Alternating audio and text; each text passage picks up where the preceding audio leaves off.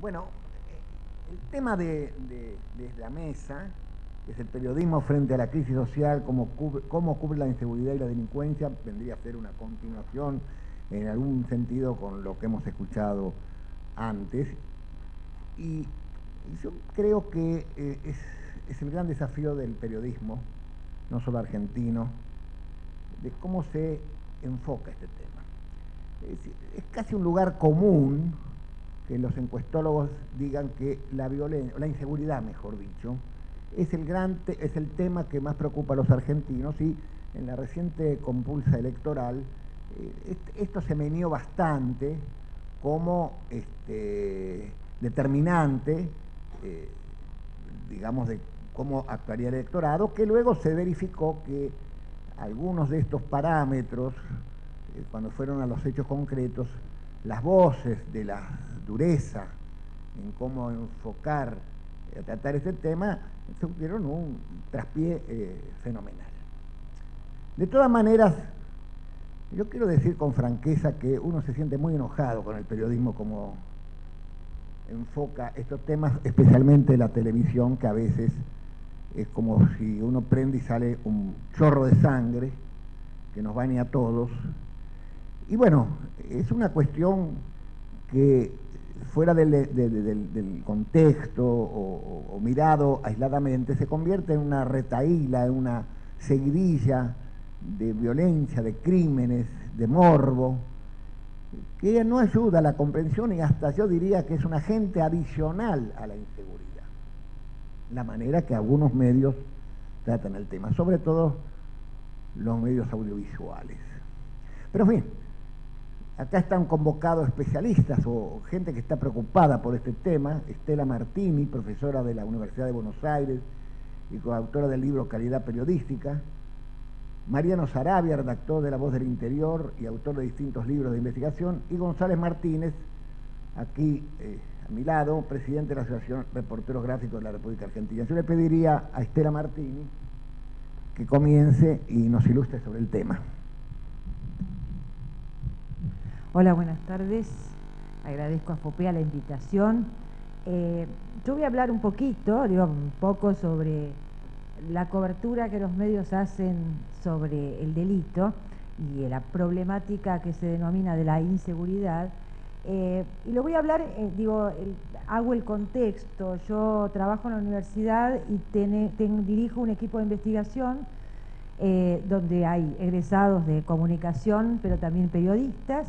Y trabajamos la comunicación del delito, pero en las instituciones, en la voz de la sociedad civil, con organizaciones ad hoc, y el análisis de los medios, y también el trabajo sobre la opinión del periodismo, ¿no? O sea que es un trabajo conjunto, y parte de lo que yo pueda decir en realidad está atravesado por la opinión de muchos. Alicia se preguntaba por cómo medir la calidad, ¿no?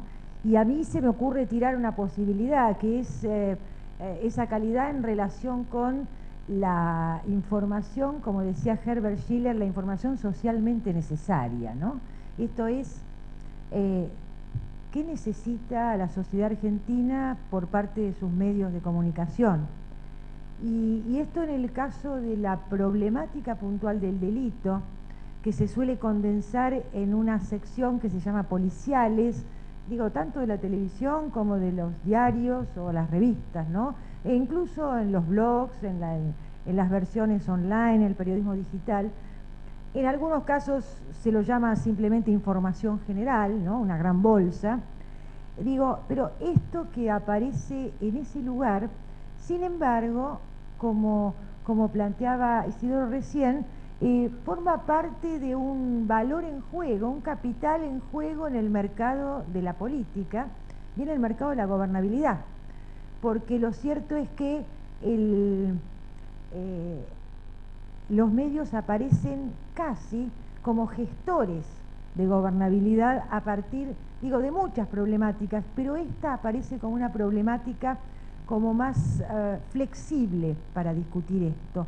Y si, por ejemplo, si nos remontamos a la historia de la noticia policial en nuestro país, ya en la década del 20, por ejemplo, en el diario de Botana, en Crítica, los periodistas que hacían una especie actuaban, hacían performance para criticar el gobierno de Irigoyen, de repente se juntaban una noche en una esquina de un barrio apartado de Buenos Aires con cámara de fotos, atacaban a una mujer que iba sola, le sacaban la cartera, lo fotografiaban, después se disculpaban, le invitaban a la señora al diario y publicaban al otro día: está visto que en Buenos Aires se puede robar impunemente, ¿no? Digo, ahora, esto era algo que apareció en los 20, y sin embargo en los 20 no tenemos registros históricos de que la ciudad viviera movilizada por olas de inseguridad, ¿no? Si buscamos, por ejemplo, en los diarios Clarín, La Nación, de hace 40, 50 años, vamos a ver que las noticias sobre el delito ocupaban un espacio mínimo, poquísimos centímetros. En algunos diarios estaba junto con las noticias de moda o las gremiales o las meteorológicas. Obviamente, los índices oficiales dicen que entre 1991 y el 2001, que es cuando se empiezan a medir, ¿no?, los índices de delito, el delito subió casi un 300% en la Argentina, y especialmente en la ciudad de Buenos Aires, el Gran Buenos Aires, Mendoza. Entonces, claro, uno dice, es natural que haya una sobrerepresentación, en todo caso, del delito en los medios. Ahora, si nosotros hicimos con nuestro equipo una encuesta hace 2 años, justamente un poquito menos de 2 años, en la ciudad de Buenos Aires, con 400 casos, que coincidía mucho con los registros oficiales del año anterior de la Dirección Nacional de Política Criminal y con algunos hechos por encuestadoras, grandes encuestadoras, y nos dio que el 75% de los encuestados no había sido víctima, ni él, ni sus familiares, ni amigos, de un delito en el 2005, pero más de la mitad decían que se sentían inseguros y que su barrio era inseguro, a pesar de que no podía reconocer que en su cuadra o en la zona de su ámbito cercano hubiera habido algún delito notable. Cuando les preguntamos cómo se enteraban de los hechos delictivos, nos dijo el 99%, hubo 2 personas que dijo que no consumían medios, de 400, que era por los medios, fundamentalmente por la televisión, y en segundo lugar, casi parejo, por los diarios y la radio. Entonces, digo, me parece que por ahí también, ¿no?, de que por ahí pasa este tema de la responsabilidad social que tiene que ver con la calidad. ¿Por qué? Digo, no voy a hacer un análisis de cómo cubren, ni voy a estar diciendo qué deben hacer los periodistas, porque creo, digamos, yo tengo un enorme respeto por los colegas de prensa con quienes trabajo, pero digo, bueno, ¿qué es lo que pasa con ese producto que en realidad yo creo que cae bajo, bajo los tiempos de las rutinas productivas, ¿no?, de las rutinas periodísticas? Se incorporan a las rutinas, como decía acá el colega del PNUD, se cubre la catástrofe y no ciertos descubrimientos, como puede haber, tenemos una costa menos contaminada. Y el delito ha sido instalado, y esto lo podemos rastrear, digamos, como una característica de la prensa occidental, ¿no? Desde que aparece la prensa popular moderna, a fines del siglo XIX, principios del siglo XX, la noticia policial es la estrella de esa prensa popular, y desde ese momento la prensa popular instaura esa condición de seguridad, no seguridad, sobre todo de los sectores populares, medio bajos, como condición de la vida cotidiana. Y esto que antes estaba, digamos, puesto en el coto de la prensa popular, en los últimos 10 años ha saltado a la televisión en general y a los medios, digo, a los diarios de referencia, ¿no?, a los diarios que son referencia institucional, social, que son agencia, agenda, digamos, lugar de información, como pueden ser nuestros grandes diarios, como puede ser Clarín fundamentalmente y La Nación, ¿no? Esto por supuesto tiene que ver con que el delito ha tomado muchas geografías y que además tiene, como indicaban en unas encuestas que se publicaron esta semana, oficiales, el mayor nivel de violencia en la comisión de los delitos.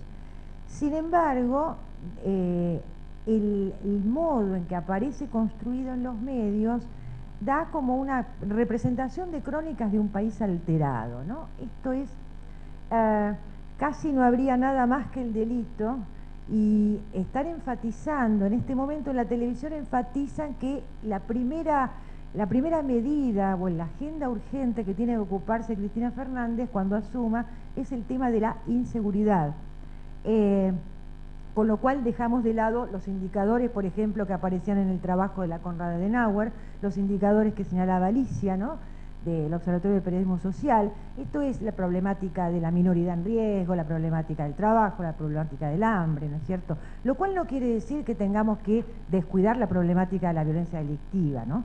Pero lo que sí sucede es que la noticia policial todavía tiene la misma característica que tenían los orígenes de la prensa en el siglo XX en la Argentina. Esto es una noticia fácilmente espectacular, que puede no tener fuentes concretas porque se puede ficcionalizar, porque esa es la historia del género policial, ¿no? Digo, por ejemplo, sobre María Marta García Belsunce, sobre Nora Dalmazo, sobre la odontóloga asesinada este fin de semana, se han reconstruido especulaciones e historias de vida, y probablemente gran parte de ellas sean inexactas, esto es, sean 4 o 5 datos que nos dan un estereotipo, ¿no? Pero esto es propio de la noticia policial, y yo creo que además el público la consume con esta certeza de que hay una complicidad de cuéntenme la historia de la manera más entretenida posible. Bueno, si no, lo que importa es un asesinato. Entonces, digo, en esto creo que hay un tema de responsabilidad social por el cual nosotros podemos observar que hay agendas donde el delito que realmente es causa de inseguridad e intranquilidad, como puede ser un asalto violento, un asalto con toma de rehenes, un robo de autos en la vía pública, violaciones, se junta con los crímenes pasionales, que son crímenes privados. Esto es, ni el homicidio de García Belsunce, Dalmazo o la odontóloga pueden ser motivos de aumentar el índice de inseguridad. Puede ser un índice de violencia social, de una violencia doméstica que se va multiplicando, ¿no es cierto? Pero lo que pasa es que, a lo que voy es que el alto sensacionalismo con que aparece planteada la información policial y su aparición en los primeros momentos de los noticieros a la mañana, esto es lo que ustedes tienen que saber antes de salir de la casa, ¿no? El lugar predominante de tapa, la reiteración de los hechos de sangre, a lo que llevan es armar un contexto para leer la información que realmente es socialmente necesaria. Entonces el contexto junta la catástrofe del medio ambiente, la catástrofe natural, por ejemplo, las catástrofes naturales, los conflictos internacionales y en el medio los conflictos gremiales y políticos, los crímenes pasionales con los crímenes que son realmente los crímenes del azar, ¿no? Que esos son los siniestros. Entonces, quizás habría que pensar que en esa necesidad de calidad, de responsabilidad social, habría que recordar, por un lado, que el público tiene una madurez cívica que los medios no manipulan, ¿no? Sino que en todo caso enfatizan y aportan a la construcción de la opinión pública, pero que tienen mucha fuerza porque están omnipresentes para construir imágenes, para leer la vida cotidiana, y que realmente en esa imagen de vida cotidiana habría que recordar que la ley está puesta para ordenar relaciones desordenadas. Esto es, el delito o la falta son previas a la institución de la ley. Esto es, nunca existió una comunidad sobre la tierra que fuera una comunidad armónica. La desarmonía es lo normal, la anormalidad sería la armonía. Bueno, gracias. Bueno, gracias Estela, realmente da para mucho, y le pedimos al resto, que tienen 10 minutos cada uno, para decir lo que piensan. Mariano. Bueno, gracias. Bueno, a mí, yo me voy a referir más en relación al informe de la Konrad Adenauer, que sin conocer los datos, yo había preparado algo parecido, porque realmente es sorprendente que de 2000 noticias analizadas solamente el 0,70% nombre a la pobreza, ¿no? De ese punto de vista voy a abordar más el tema, y con dos salvedades primeras, ¿no? Como viene de crítica, de autocrítica, la cosa en todo el día ha sido un poco así, partiendo de la base que no hace falta que lo expliquemos mucho, de que no creo en la objetividad, ¿no es cierto? Menos en ciencias sociales, menos en periodismo, pero sí, bueno, como dice Oscar Raúl Cardoso, siendo lo más fieles posibles al principio de verosimilitud, ¿no es cierto? Somos personas que un poco tratamos de armar un rompecabezas y acercarnos lo más posible a la verdad, por lo menos a nuestra verdad. Y lo bueno es que empiece a haber distintas verdades y distintas opiniones, distintas visiones. Como dijo al abrir el Congreso Pablo Mendelevich, bueno, confrontar visiones de la realidad. Me parece a mí que el objetivo que deberían tener los medios es buscar la verdad, o ese acercamiento a la verdad, y difundirlo, ¿no es cierto? Pero me parece que en realidad no pasa eso. Hoy los medios de comunicación, el objetivo principal que tienen es entretener de dos maneras, o con información o con diversión. Eso me parece que lo dejó muy en claro el año pasado en el Congreso de Ética Paco Mármol, cuando habló de que el periodismo en televisión es primero televisión y después periodismo, ¿no? Me parece que están, digamos, concatenados el tema de la diversión y de la información, cómo se pasa de uno al otro en los medios de comunicación, incluso en los diarios, no solamente en la televisión.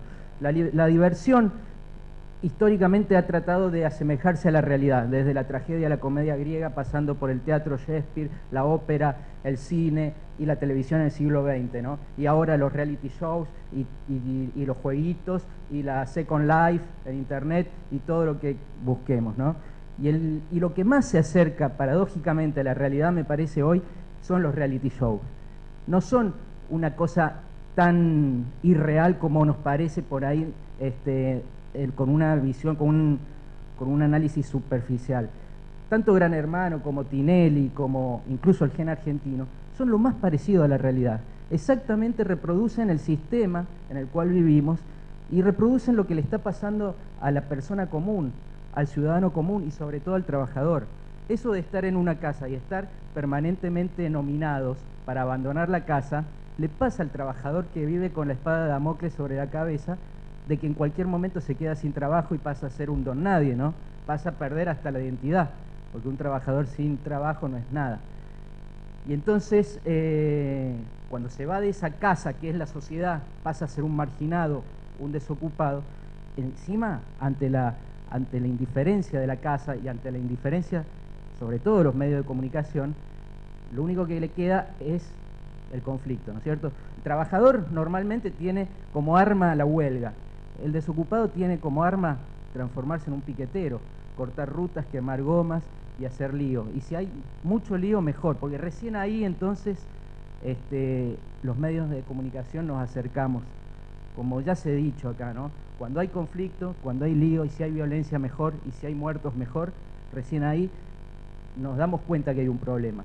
Pero lamentablemente ni siquiera lo abordamos en su complejidad el problema, y nos quedamos solamente otra vez con mostrar algo y no analizarlo, ¿no? Como si fuera parte de ese espectáculo, como si en algún punto se entrelazan la diversión y la información, siempre para entretener al público, al lector o al televidente, ¿no? Y nunca analizamos los orígenes del problema, nos quedamos con las conclusiones y no buscamos explicaciones. Los periodistas, me parece que no estamos buscando las explicaciones de los problemas, de los conflictos sociales, de la delincuencia, etcétera, etcétera.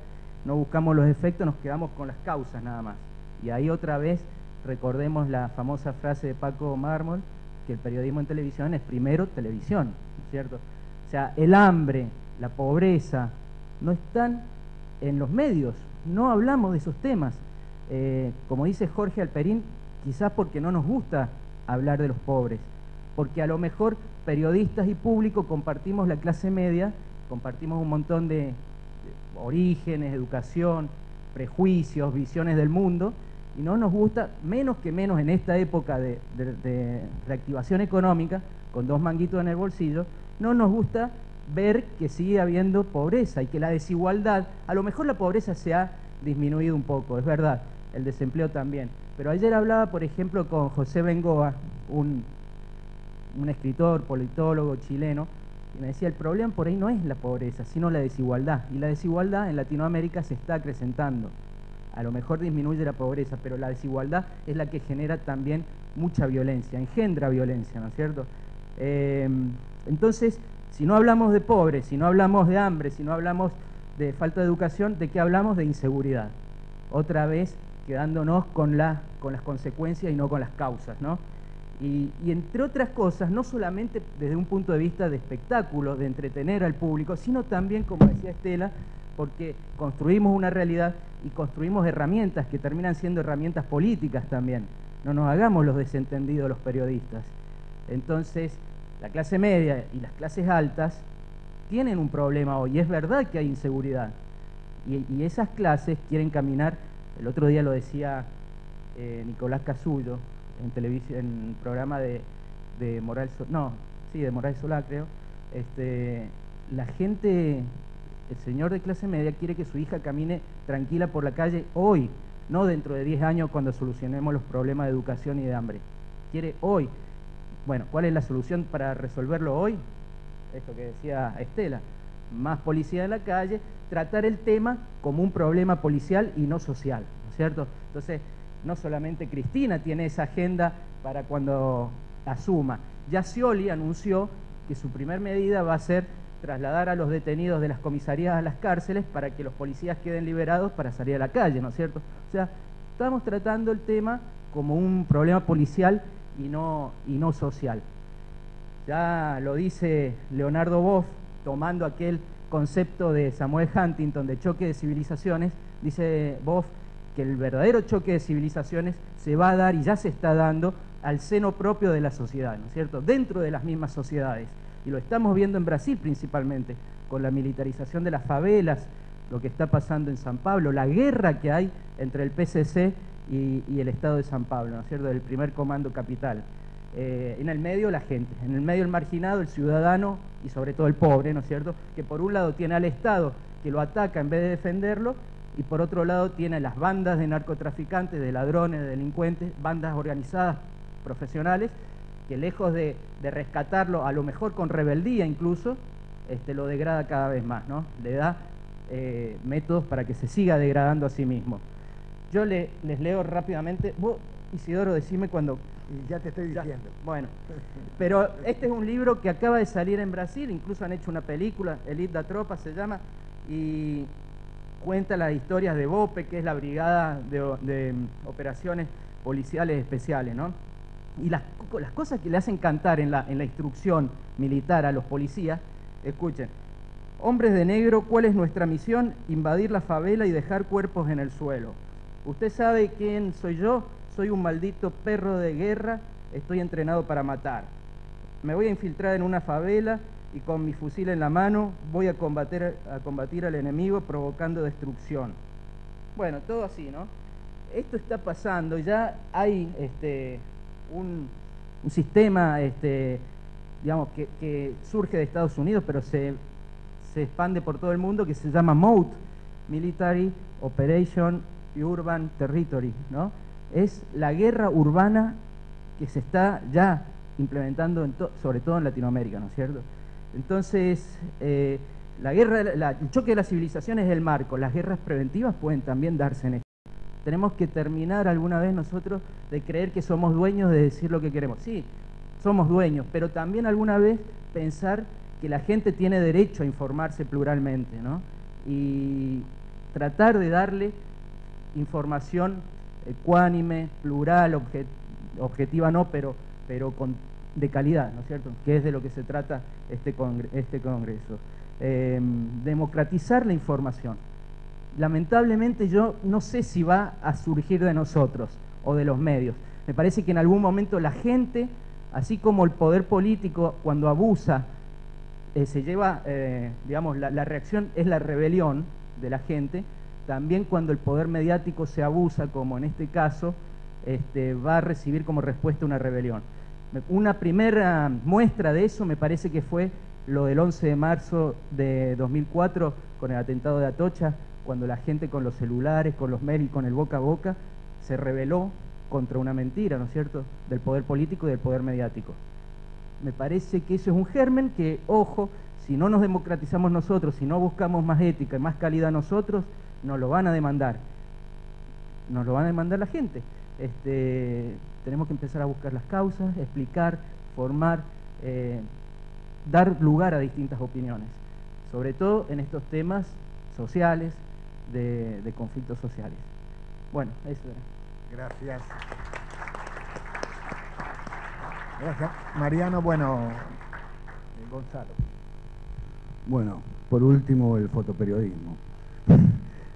Quiero agradecer a FOPE antes que nada y agradecer a todos los periodistas y estudiantes. Yo soy presidente de la Asociación de Reporteros Gráficos de la República Argentina, que nuclea 500 reporteros a lo largo de todo el país. Soy editor del diario Página 12 en la parte fotografía, y lo que sí tiene que ver con este tema, soy coordinador junto con 3 reporteros gráficos más de un taller de expresión fotográfica y registro de la memoria en la isla Maciel. Un poco yo voy a dividir los 10 minutos en 2 partes. La primera quería decir algo más relacionado con el fotoperiodismo, porque lo otro total lo hemos hablado lo suficiente. Nuestra profesión tiene algunos problemas que nos estamos replanteando.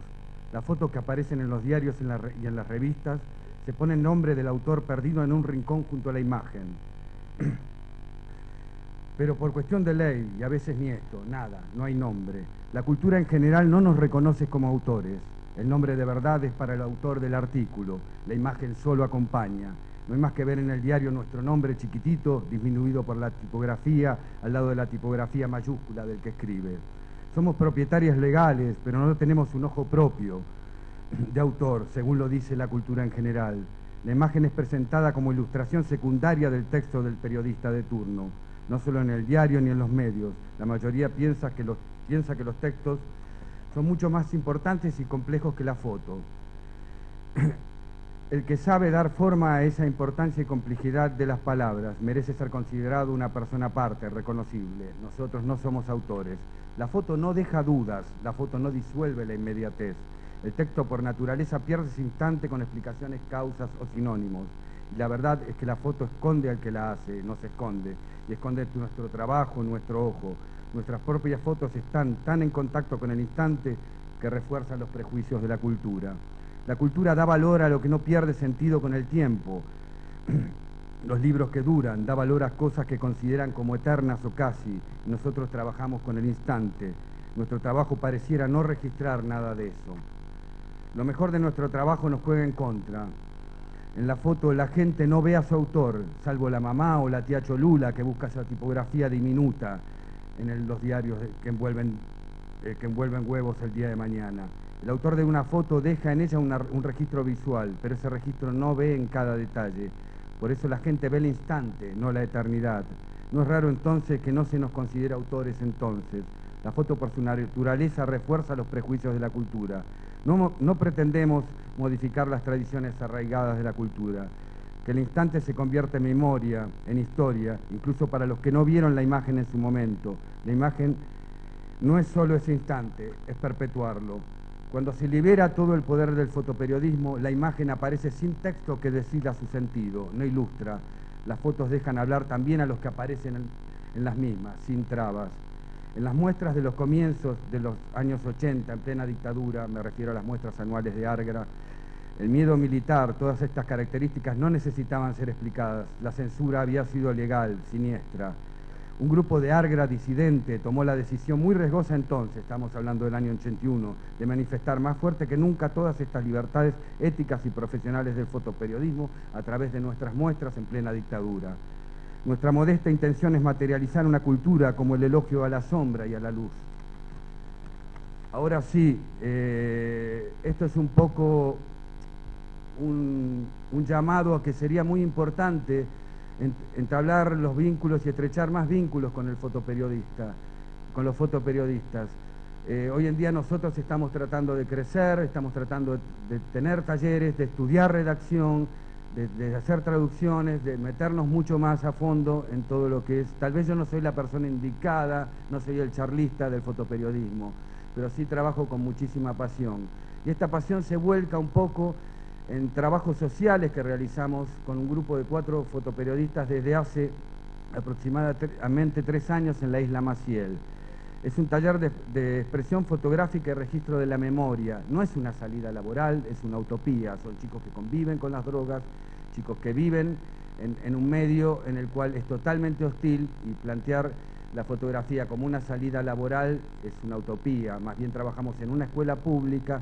Ahora yo voy a mostrar un poco el trabajo que realizan estos chicos que tienen entre 12 y 16 años. A partir de los 16 años entran en estado de violencia plena, son inmanejables, pero en la etapa previa logran registrar su cotidianidad como ninguno de nosotros lo puede hacer en la isla Maciel. Nosotros no hacemos fotos en la isla, las fotos son todas de chicos entre 12 y 16 años. ¿Podemos ponerlo?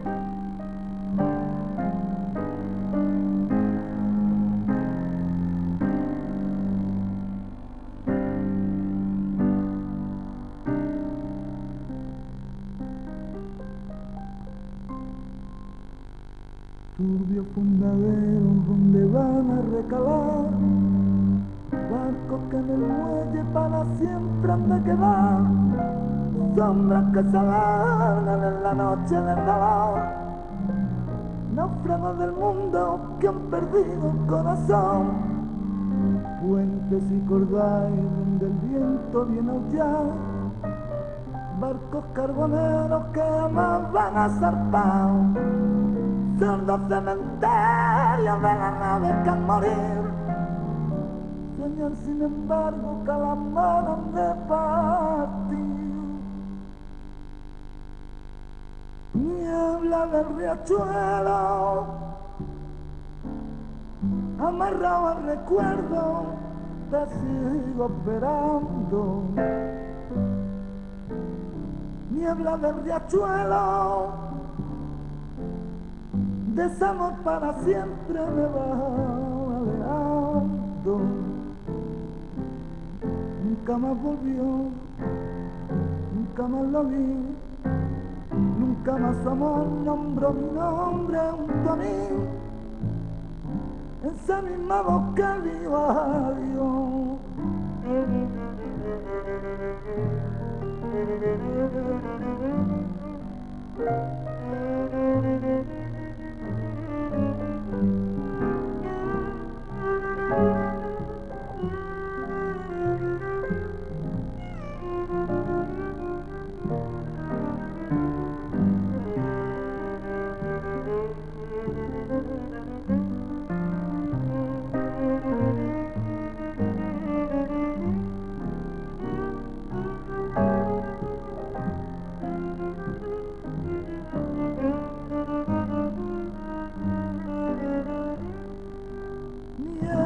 Del riachuelo amarrado al recuerdo, te sigo esperando. Niebla del riachuelo,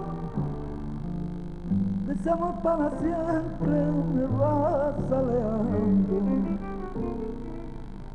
Nunca más volvió, nunca más lo vi, nunca más su amor nombró mi nombre junto a mí. Esa misma voz que dijo adiós.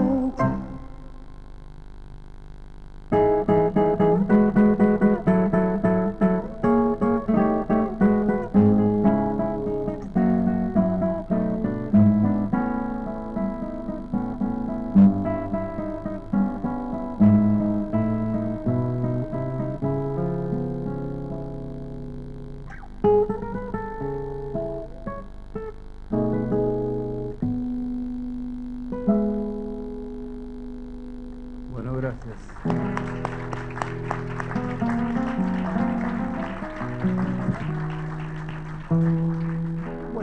seguramente esto merecería más tiempo. Hemos escuchado críticas muy severas a cómo se enfoca en la cuestión de la violencia. Es un tema, un gran desafío. Y bueno, si los amigos acá presentes quisieran preguntar a los panelistas algo de lo que dicen o lo que ellos suponen que falta todavía abordar, porque en definitiva se trata de cómo mejorar la calidad informativa de estos temas, por favor. Bueno, a Gonzalo, justamente. Con respecto a cuando uno tiene un reportero gráfico, tiene que cubrir estos temas de pobreza y de violencia en particular. ¿Hay momentos donde han tenido que decidir entre bajar la cámara o sacar la foto? ¿Y cuáles serían? Bueno, yo creo que estos temas generalmente dependen, uno suele enviar un fotógrafo que trata temas más bien de violencia y tratamos de no bajar la cámara nunca. En realidad la cámara más bien puede ser sustraída más que bajada. O sea, ya cuando estamos en el lugar no hay otra alternativa, digamos, que enfrentar. La relación es del código. Hasta dónde está el límite, cuál es la delgada línea roja que uno transpone, y a partir de ese momento ayudan muchísimo los grandes periodistas. Nosotros en Página 12 tuvimos hasta hace poco tiempo a Cristian Alarcón, que es un periodista brillante, con el cual entrar a una villa es como entrar con un amigo, entonces todo eso aliviana y todo eso crea un clima distinto. Uno entra con un periodista novato, con esto no quiero subestimar, y corre serios riesgos. Yo quería hacer una pregunta a Carla, que salió, y a Alicia, porque bueno, en todo este día, largo y rico día, hemos hablado sobre calidad, pero dijiste una frase que es muy importante, que los periodistas argentinos hablamos de la sensación térmica de la calidad. Yo le pregunto a un jefe de Clarín o a un jefe de La Nación, ¿cómo es su diario? Va a decir, un autologio, muy bueno.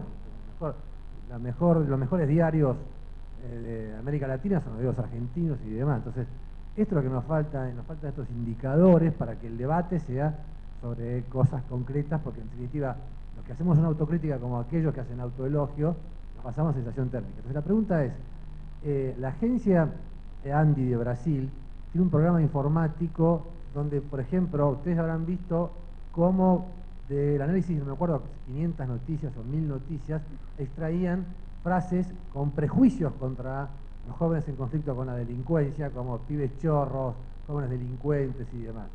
Si es posible eso llevarlo a otra, para medir la calidad de los textos de política, de investigación periodística, de economía, bueno, y también si la Universidad de Buenos Aires está en condiciones de hacerlo, porque yo creo que el debate más profundo, saliendo de nosotros al resto del periodismo, podría ser con una herramienta de ese tipo, para decirle, sí, su diario es bueno, pero fíjese, han salido 500 noticias sin fuentes.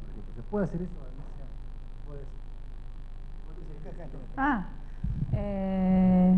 Bueno, nosotros, por un lado, analizamos durante 4 años 100.000 noticias con la metodología Andi, con una evaluación que se hace con esa sofisticación del programa de ellos en Brasil.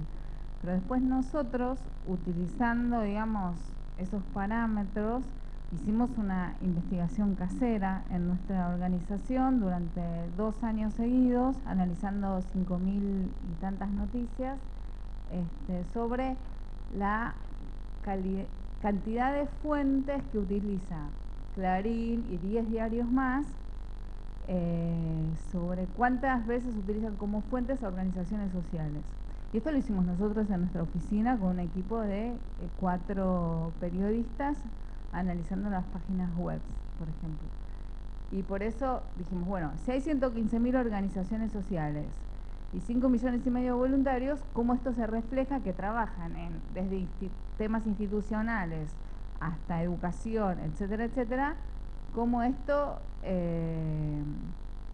se refleja? Y se reflejó así, apenas un 7% las tomaron como fuentes. O sea, se puede hacer en los temas que vos elijas teniendo, digamos, habiendo aplicado esta metodología grandísima y enorme durante 4 años, bueno, nosotros pudimos, digamos, extraer la metodología y aplicarla en otros temas, digamos, con una certeza bastante buena. Yo quería... Ay, por favor, si le pueden dar Perdón. ¿Quién está primero? ¿Te contesté la pregunta? Adelante. Sí. Me parece muy oportuna la presencia del colega reportero gráfico, porque en un congreso en el que pensamos en la calidad de la información, esta no se ciñe únicamente a los textos. Las fotos, en esto quiero apoyar lo que decías, no son para ilustrar, las fotos informan, son otro lenguaje para dar noticias. Y creo que hay alguna tendencia, salvo en los grandes medios con muchos recursos, a una cosa muy berreta que es tomar imágenes afanadas de cualquier lado de internet para acompañar textos. Eso es una degradación del trabajo que deben hacer profesionales que van al lugar, que van a la noticia, que reportan y que de esa manera le dan un aporte a la calidad de lo que le estamos transmitiendo al destinatario. Y vale también para los infografistas. No poner cualquier dibujito, sino gente capacitada, que vaya al lugar, que tome medidas, que vea, que dibuje. Todo eso es información. Este congreso, bueno, se centró en los textos, en el reportero que escribe, pero ellos en esto son parte de la solución que tenemos que encontrar a ganar en calidad en los medios. Muchas gracias. También podemos hablar de los dibujos al respecto, ¿no? Bueno.